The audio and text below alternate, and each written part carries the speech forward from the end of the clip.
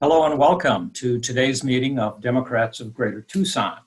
My name is Larry Bodine and I will be your host today. Let me tell you a little bit about the Iskashitaa Refugee Network. Founded since 2003, the Iskashita Network has worked to harvest more than 1 million pounds of produce from backyards, farms, and orchards, and which is then donated to food banks and schools and soup kitchens and hundreds of refugee families. The network is able to break down the social isolation that many refugees face, increase their self-sufficiency and their food security, and reduce Tucson's food waste. The network, which is made up of refugees, immigrants, and volunteers, is called Iskashita, which means working cooperatively together in Somali. And our speaker today is Dr. Barbara Eisworth, Executive Director of the Iskashita Network, and she received her Ph.D. from the University of Arizona. And she founded the network, and it's designed to help integrate immigrants into the Southern Arizona community while educating the public, strengthening the local food system, reducing local food waste, and increasing food security. And with that, Barbara Eisworth. Hello, Barbara. Hello, it's good to be here. All right. Thank you. What a pleasure to be here. I've attended Democrats of Greater Tucson as a guest with Robbie Dick for several times over the years, and I'm hoping that Robbie's with us. If not, I hope I can send her a recording because she's been a great support for Iskashita and for Democrats of Greater Tucson. So let me start out by saying as an environmental scientist, I'm passionate about discovering untapped resources in the community. And by resources, I mean the widest array and most comprehensive definition of resources. For 28 years, I have watched falling fruit all around me in Tucson, Arizona. And for the last 17 years, as Larry mentioned, Iskashitaa Refugee Network has identified over 100 food resources to glean, harvest, and preserve. Each year, the discoveries are richer as we view food resources through a multicultural lens by engaging United Nations refugees and a few asylum seekers, as well as other nationalities through international students. With refugees, international students, and immigrants, they bring their food knowledge. They bring each year a new definition to what is a food resource. And let me just clarify by that, 17 years ago, pumpkin leaves was not on my list of foods to harvest, nor was that considered, in my book, a food resource. But it is now because we've learned how to preserve it, cook it, and use it, and has been traditionally used in Africa, many parts, as a hunger food before the harvest. So our global friends are also untapped resources that they keep, and the Iskashitaa Refugee Network allows them to give back to the community, which is sometimes challenging. There's a whole spectrum of UN refugees that we work with. Some are pre-literate and some are medical doctors and everything in between. So being able to give back to Tucson and Southern Arizona is an important thing once they are resettled here and have a new lease on life. And they give back to the community with their time, their expertise, and their dedication to slowing backyard food waste, as well as increasing food security for many others beyond the refugee community. So imagine your weekly supply of food during COVID is a non-perishable food box or food bag from a nearby pantry or food bank with long lines, very long lines at times, and empty shelves in the grocery store. Well, no, in reality, we don't have to imagine that. That's what we've been experiencing, and millions of Americans have been experiencing. So no longer do we have to imagine food shortages. We've experienced this in recent months, making Iskashita's mission, bringing that to the surface as it should be, in my humble opinion. So now imagine that your only monthly food supply during the same COVID, but in harsher conditions, is 5 meager food rations consisting of cereal, legumes, fortified flour, oil, and salt. This represents what refugees survive on for years and years, even decades, that live in refugee camps. I remind people that the average stay of a refugee in a refugee camp around the world is 17 years. And I mention that because we're bombarded with myths and misinformation by both the media and our politicians on who is a refugee and how do they get here. And all United Nations refugees arrive on airplanes. We also serve asylum seekers because, as you know, they have a legal right to apply for asylum once they reach the US. Just to be clear on the definition, I'm sure that many of you, this audience, are very aware of the challenges of immigration that it seems to me every week get more challenging.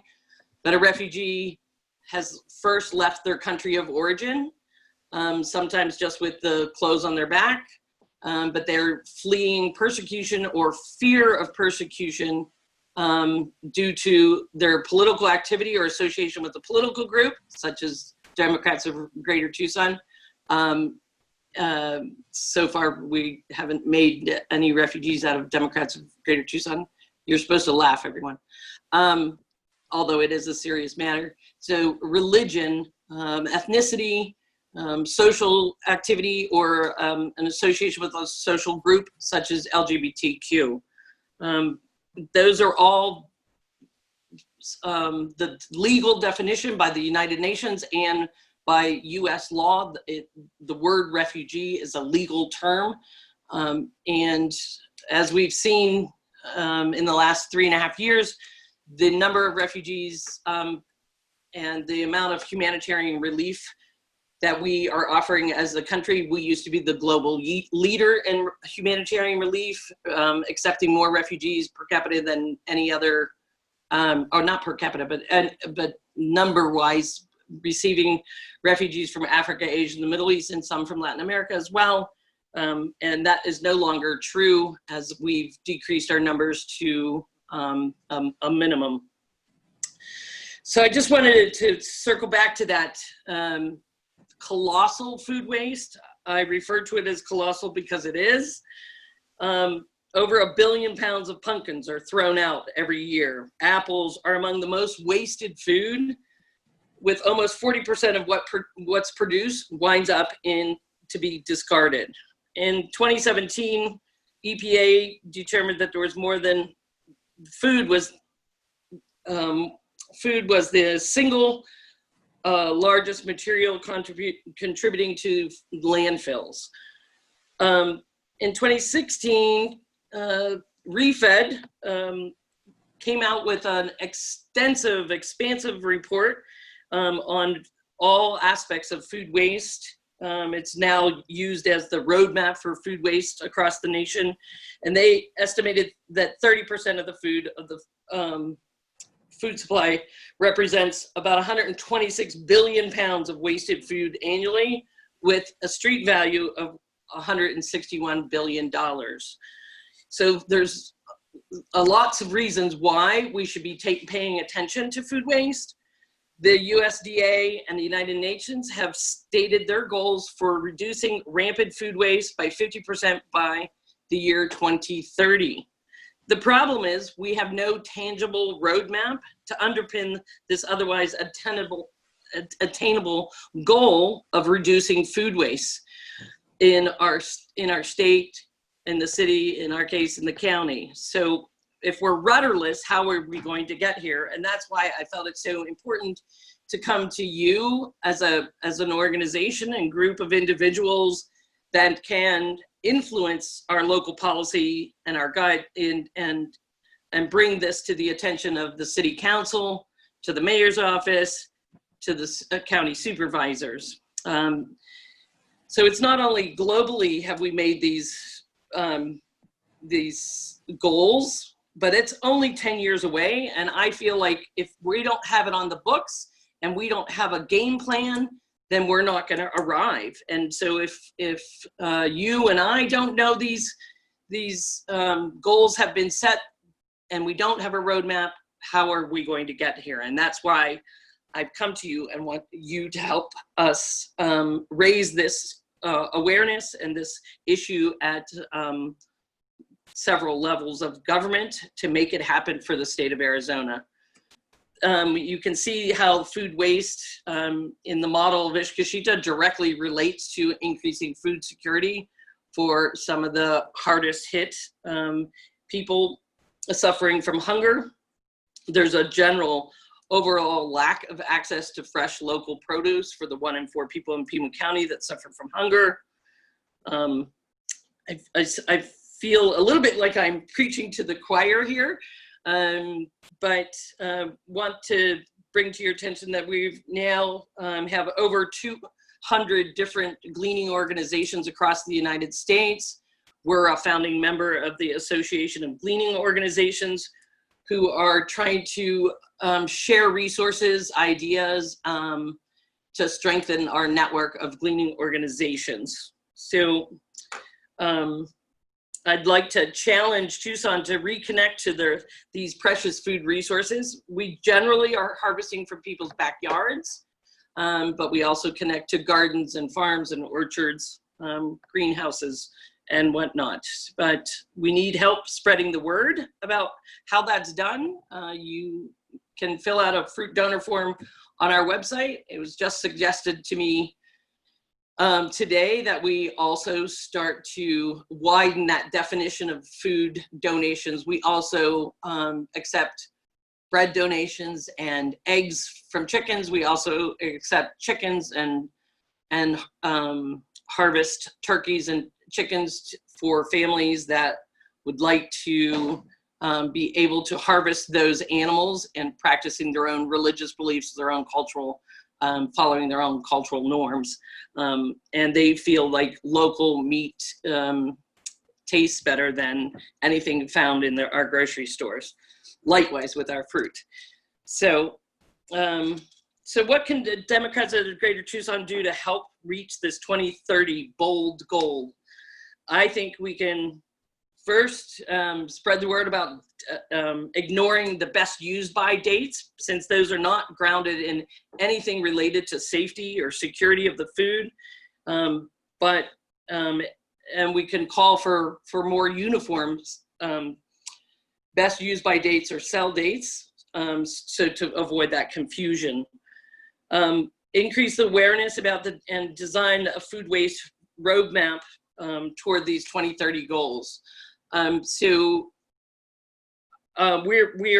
part of we're already working on our Green Leaders certification program, which is part of the Southern Arizona Green Business Alliance. And we're working with Tucson 2030 District. And I know that they spoke to at your forum a few months ago.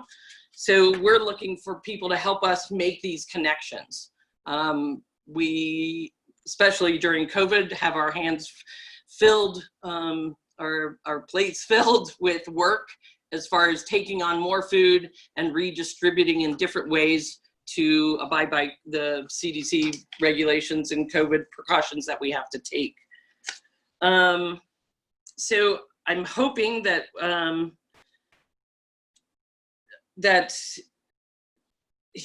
I can motivate more people to spread the awareness about the colossal food waste and help form a plan for the city, for the county, and the state. I wanted to also bring attention to our recent work through the Vitalis Innovation Grant. We worked with Pinnacle Prevention, who are lobbyists on what we call the agricultural workforce development program. We presented a bill, SB 1206, right before COVID. We're making great progress, had bipartisan support for that. Essentially, it's asking for funding through the Arizona Department of Agriculture to support new farmers or younger farmers. The average age of the Arizona farmer is 61. That's higher than the national average.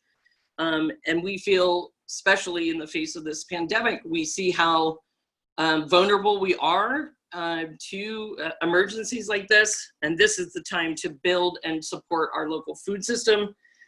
And this would allow for apprenticeships for experienced Arizona farmers to take under their wing apprentices, as well as having them work with nonprofits like Iskashita related to food security, and other organizations such as the Ajo Community Supported Agriculture. We are in the process of replicating a model in Nogales with USDA funds to start a gleaning network there. That has its challenges with COVID, of course, as well. And I would invite you to contact us and sign up for our newsletter. Follow us on social media. If you want more information or have places where we might present, we're interested in presenting to more groups and raising awareness, educating.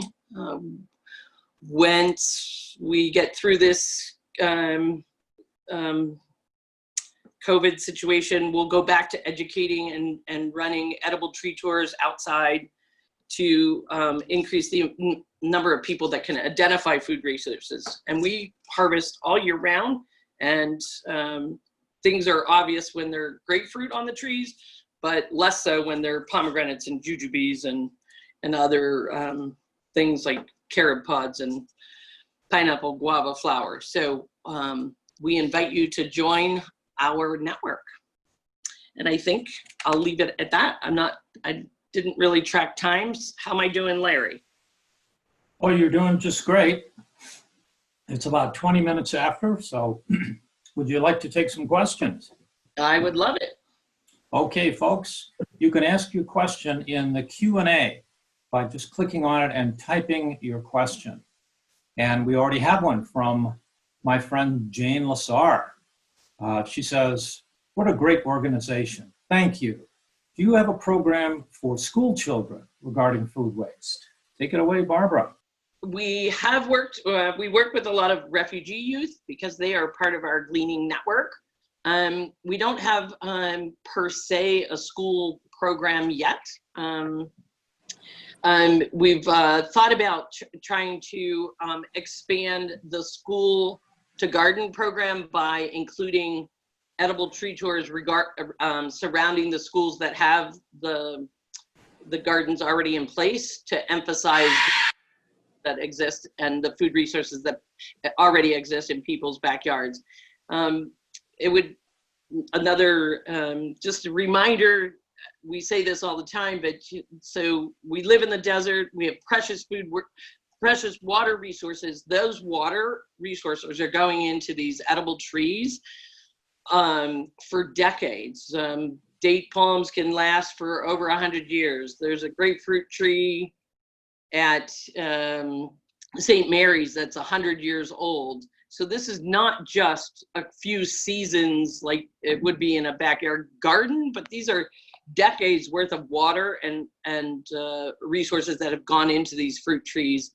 And we believe that we need to have a strong local food system and capture what we already have here, especially in times like today. We also have, in more recent years, gotten food out to 4 or 5 different counties. We have regular food pickups for Cochise. We deliver to, or have pickups for Bisbee, Wilcox, Benson. We've delivered to the Tohono O'odham in South Tucson with the help of Market on the Move, as well as to Ajo especially during the pandemic. We deliver food to Nogales, but we're also getting food from Nogales, both rescued from the border, but also through our new gleaning network. And then most recently, with the challenges in the Navajo Nation, we took 10 days and gathered as much food as we possibly could, 2,100 pounds. We drove to Window Rock, to a community that was in lockdown and quarantine and hadn't had fresh produce in weeks. So this, the ability for us to be able to pivot during these difficult times has been really life-saving to individuals that are often forgotten. More questions? Oh, yeah, lots of questions. One of our attendees would like to know, what current partnerships do you have with other national groups? With national groups? Yes. So, so just about 4 years ago, we started meeting once a year for the International Gleaner Symposium. It's called International because we have several provinces that have attended, and that Association of Gleaning Organizations ago just started in this last year. We, of course, have many different collaborations here in Tucson. We've donated to over 40 different organizations. We also work with the mutual assistance associations with refugees. We've worked with 37 different ethnic groups. We have a collaboration with Harvest Against Hunger out of Seattle, and that's a 3-year program supplying Vista and AmeriCorps on projects for capacity building specifically for gleaning organizations. We've been working with a new, so it's a new program through Forager, which is a for-profit organization which has just created a digital platform for gleaning organizations to specifically be able to sell a small portion at very reduced rates of what they harvest to financially sustain these organizations. And that was, and I should mention that Window Rock delivery and Forager initiatives for gleaning organizations is funded by the ReFred program that I mentioned earlier. We've worked with the Coalition Against Hunger out of New York City in the past. So that's just some of our national connections there. Funding sources are both local and national, such as the Arizona Forestry Service, and I mentioned USDA earlier. But certainly financial support for this work is challenging. I'd like to see more local support for the efforts that we're making, both in education as well as the hunger relief. All right. We have a question from Barbara Warren, and Barbara would like to know, she says, are you connected with the Green Business Leaders program in Tucson yet? And she Yes. says, if not, she can connect you. Thank you, Barbara. And I was afraid you were going to ask me to do workshops for the Resiliency Community Program, which I do believe we should be part of. And yes, we are connected to the Green Business Leaders. We're part of Local First. We are in the process, one of the first nonprofits to apply to get that certification. And we hope in the next few months to be well on our way. We've just started that Green Business Leader certification program sponsored by the Southern Arizona Green Business Alliance. Lillian Fox says, there are some very tall date palms where I live. Would you harvest the dates from these date palms? So we harvest dates every year. Thank you for asking. And I'm always looking for community advocates that could prevent the dates from being cut down and landfilled before they are ripe. We have worked with Bartlett tree experts in town. They donate their climbers or their bucket truck for us to harvest. We used to harvest at the mission, at the convent on Country Club Monastery. And everybody knows the fate of most of those fruit trees today. We've been trying to get, so the answer is yes, we would love to have a conversation on how to make that happen. From year to year, we work with the Date Project up at ASU's Polytech campus. And although it's pretty far away, it's an exciting time for students and interns and volunteers and refugees to visit the most diverse collection of date palms in North America, which is on the Polytech campus. And then we'd come home with hundreds and hundreds and hundreds of pounds of, or thousands of pounds of dates. I just made 22 quarts of date syrup in the last 2 days. So dates are close to my heart, and it's almost date season this fall. We'd love to talk to, if it's a homeowners association or a community where you have landscape companies come in, we can talk directly to those landscape companies and see if they would collaborate with us in harvesting those dates. All right, and we have a question from Susie Anderson, and she says, welcome, Barbara. Do you want prickly pear fruit or mesquite beans? And if so, how do we get gleaned foods to you? So if you harvest, you can always deliver. We love it when people harvest their own backyards. That's certainly possible. Instructions and information are available on our website, which we are revamping right at the moment, but it's still up and running. You can mesquite pods, because the monsoons have started and it has rained, we are done harvesting mesquite pods because of the increased danger of aflatoxin once the rains have started.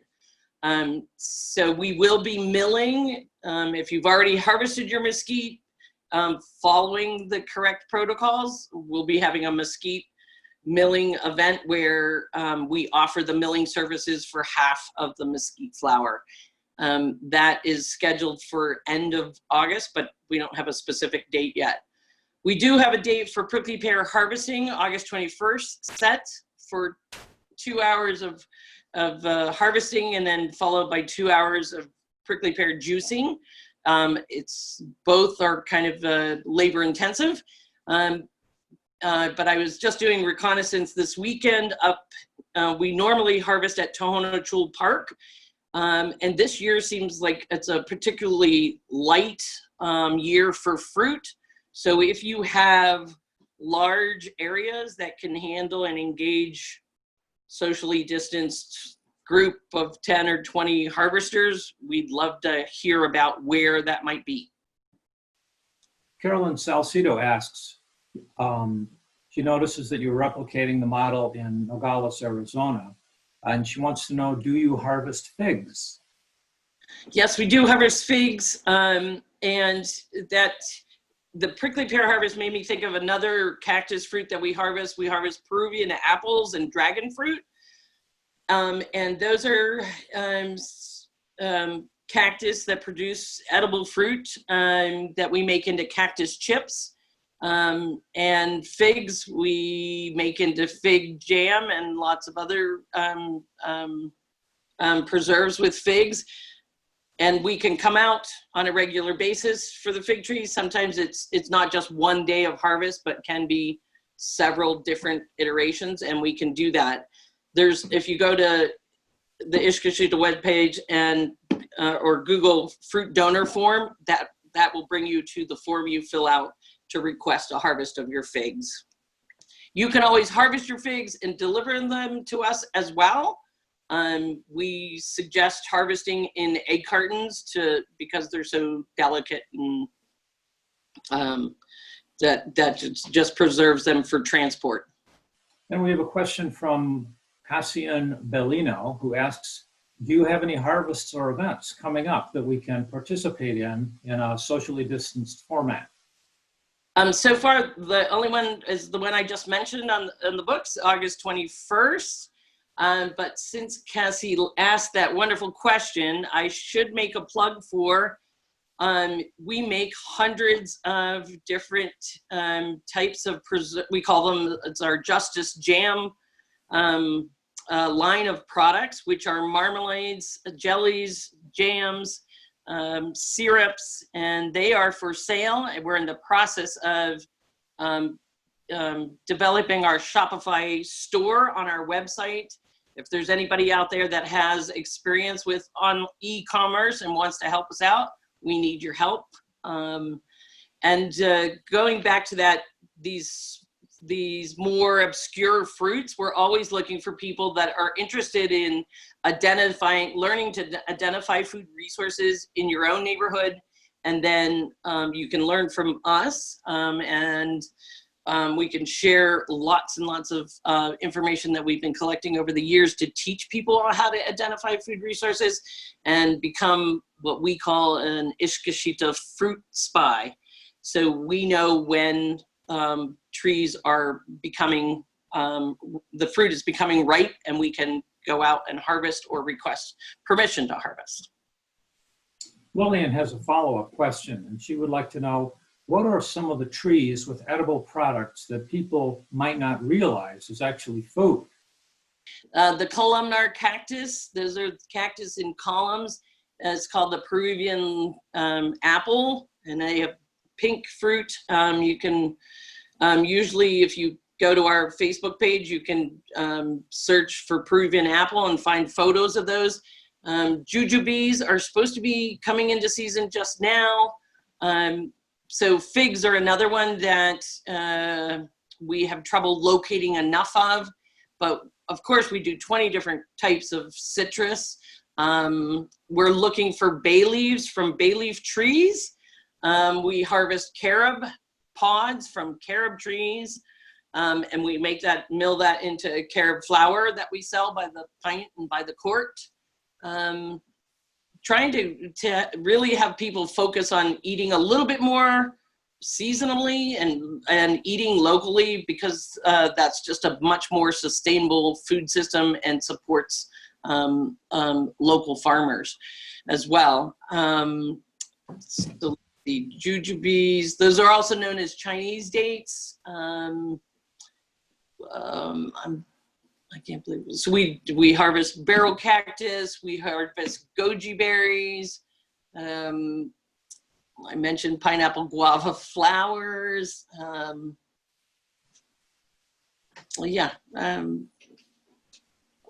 I'll try to, loquats, there we go. I was cheating. Somebody gave me a piece of paper. Loquats are also known as nispero, and they're not in the citrus family, but they are ripe April and May each year. They're related to they're in the rose family. They're related to apples. But loquats are one of the edible trees brought by, and as well as jujubes brought by the Chinese immigrants when they were involved in the opening of the Wild Wild West. So. Craig Markin would like to know, do you work with Mission Gardens at the base of a mountain? Of course we do, and that's why we know about the Chinese immigrant influence, because they educate just hundreds and hundreds of visitors. We harvest with them. We harvested mesquite pods with them. We're hoping to do our mesquite milling at the Mission Gardens. Their brand new commercial kitchen we use to teach and preserve and can harvest chutney, which had apples from Mount Lemmon, dates from Tempe Polytech campus, and garlic from Amato into what we call a harvest chutney. And pumpkins from Buckaloo Farms and from Marana. So that's the difference with our Justice Jams. The biggest ingredient is always local. we have lots of jam makers in the Tucson area, but rarely are the majority of the ingredients local. So that's what we pride ourselves in, these artisanal, interesting recipes such as Rwandan grapefruit marmalade sweetened with bananas. The bananas are not local, just to be clear. That's true. There's no banana trees in Tucson. Well, there are banana trees. There are banana trees. Map them. I've yet to harvest bananas, but I have harvested banana leaves for cooking. All right. Lillian would like to share that the Wilmot Library has prickly pear cactus. You have an arrangement with Pima County to harvest on their properties. We don't have an arrangement per se with Pima County, but we have gotten permission from the city to harvest. There's state palms out east that we've harvested that were kind of in the right of way. So we got permission for them to be able to harvest those. If the library, so if I'm interested, it's Wilmot Library. If they're laden and heavy with fruit, I will definitely look into that.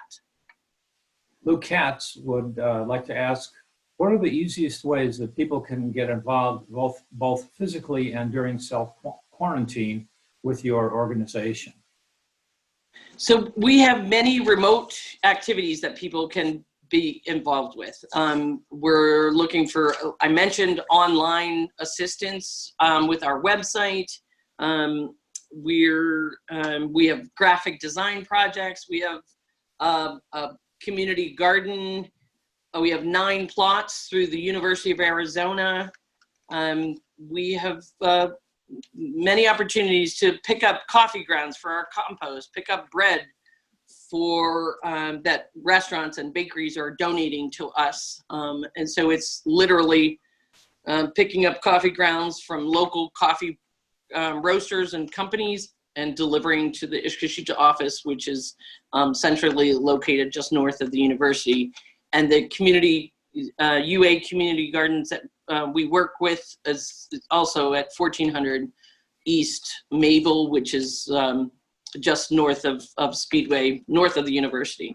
And so we're always, so this Wednesday we have a garden day. If anybody wants to come out, you can email volunteer@iskashita.org.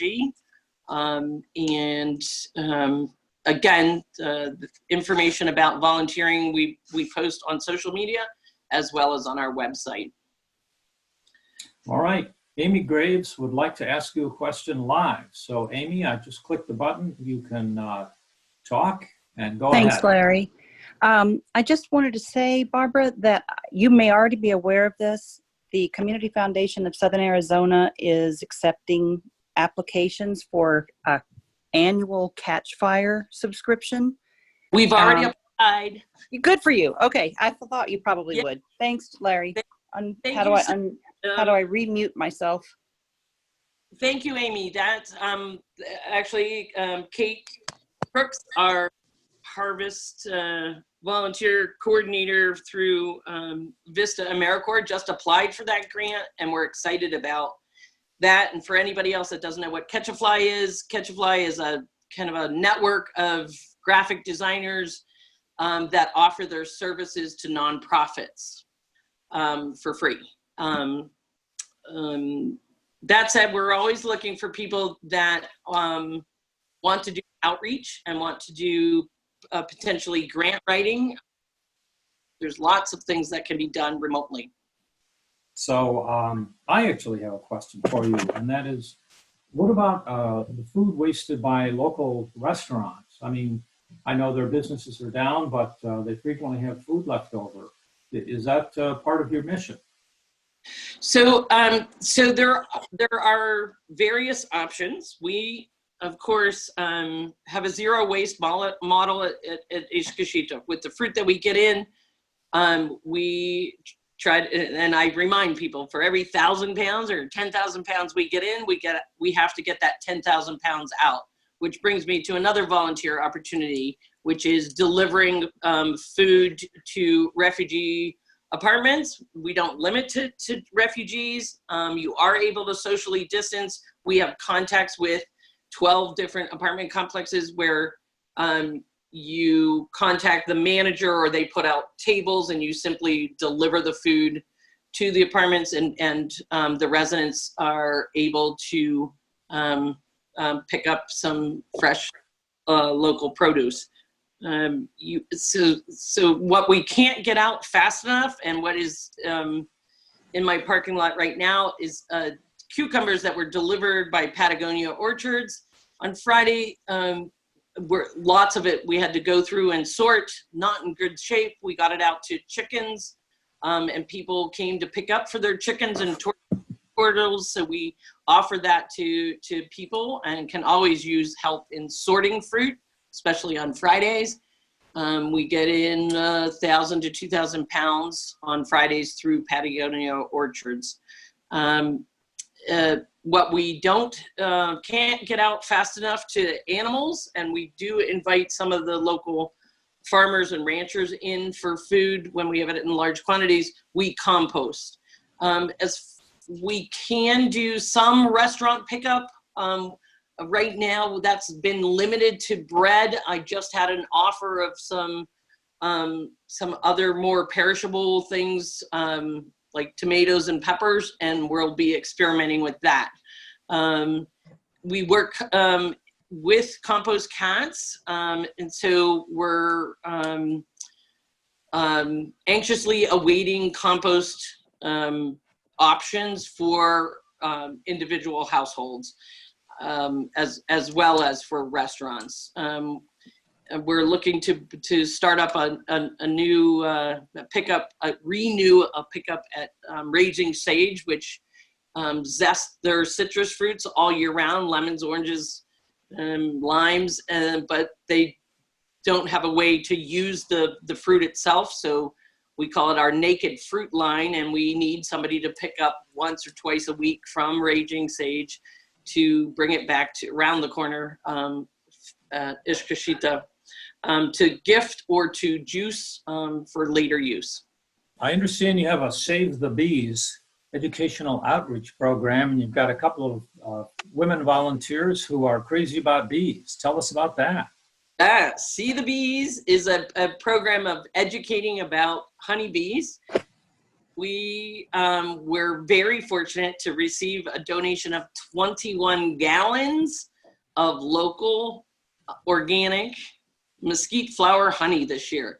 So that has been used to, we've been handing out to refugees for some weeks, and we hope to continue that relationship so that we get honey every year. Another follow-up question. Tell us about your mobile produce project. Yeah, so we collaborate with Market on the Move.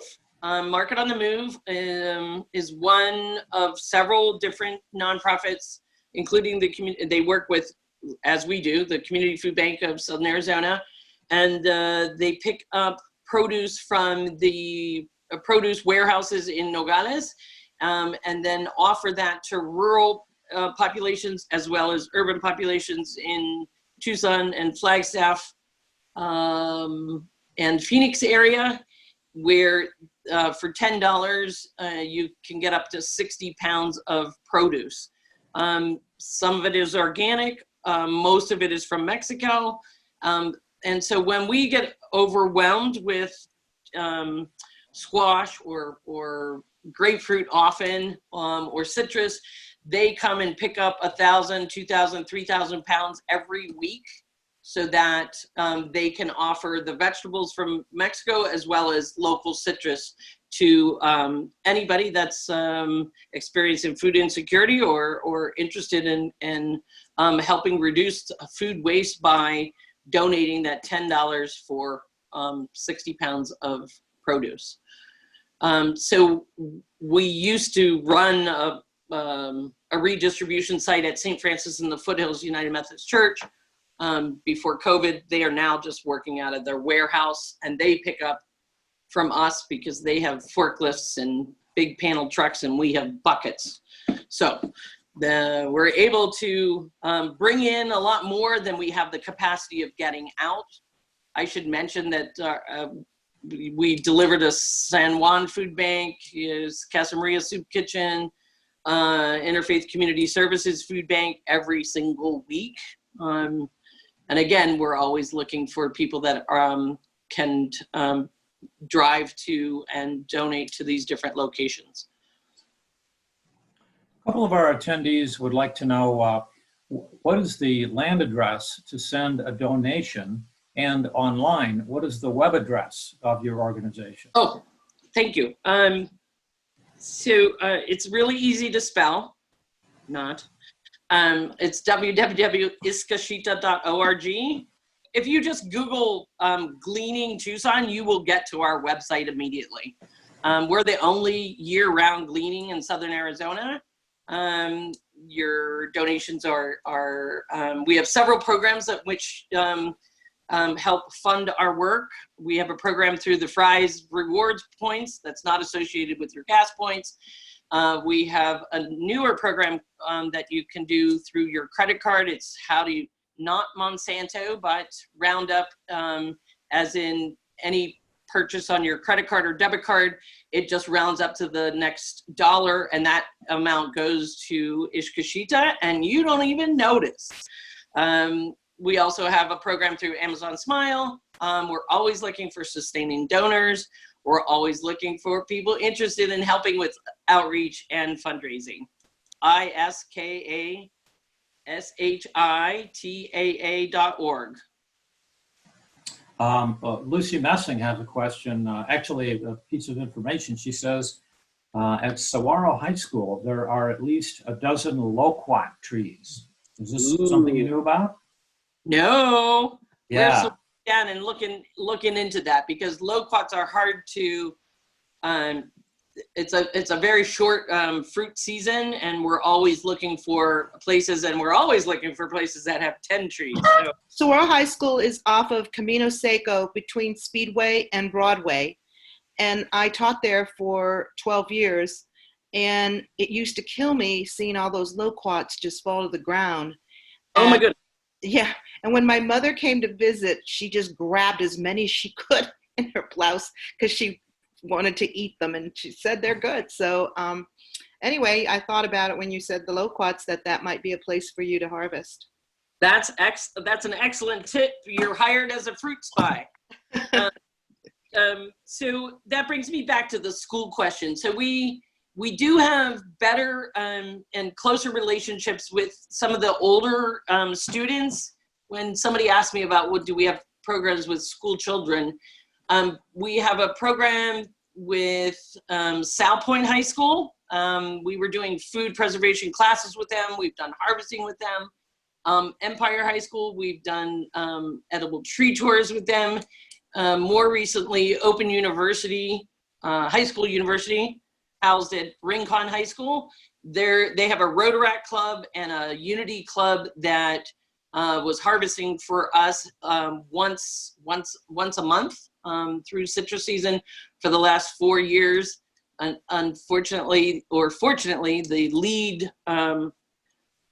student on that just graduated. Is going to Scripps. She is just published articles on our website, including the See the Bees, and she's studying journalism at Scripps. So we're very fortunate to have her, but we hope to continue our relationship with high school students so they can give back to the community, as well as learn about edible foods and food waste, and of course, United Nations refugees contributions.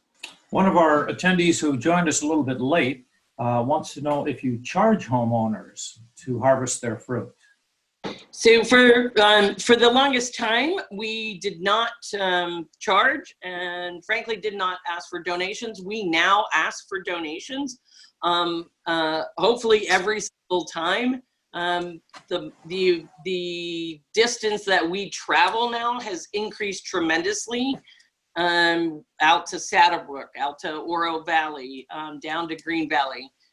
So we have a lot of contributors from Sun City, Oro Valley. So in order to cover just a portion of our costs, we do ask for a $25 to $50 donation, and believe that it's well worth that contribution to the community. And it is tax deductible. We're just about out of time now. Could you wrap up the program? One of our attendees would like you to restate your mission and tell us again where we can find you and how we can volunteer with your group.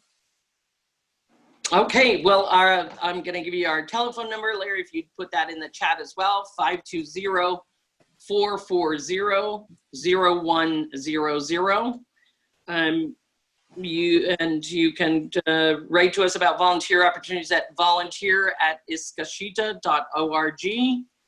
We are active on Instagram and Facebook, and we believe we're addressing two issues. One, the overall lack of fresh local produce for the 1 in 4 people in Pima County that suffer from hunger, and battling social isolation that any immigrants face, but in particular United Nations refugees and asylum seekers, through civic engagement. And we believe this leads to a better ability for these families to integrate into the Tucson community. And we're unique across the US in gleaning organizations. They're amazed that we have the same people that are receiving the food are actually contributing hundreds and hundreds of volunteer hours to our organization. And we're quite proud of that.